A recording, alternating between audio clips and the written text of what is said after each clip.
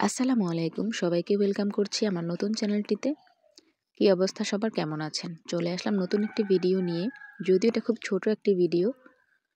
তো যারা এই পর্যন্ত বেবি কনসিভ করার চেষ্টা করে আসছেন বা বিভিন্ন গাইনি ডাক্তার দেখাইছেন, তো ডাক্তার কি আপনাদেরকে এই ইনজেকশনটি প্রেসক্রাইব করেছিল?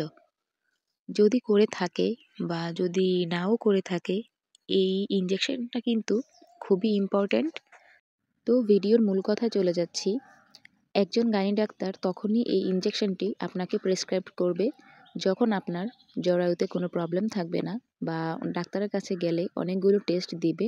কী কী টেস্ট দিবে সেটা আমি পরের ভিডিওতে অবশ্যই দেখিয়ে দিব। এখন বলি ইনজেকশনের কথা।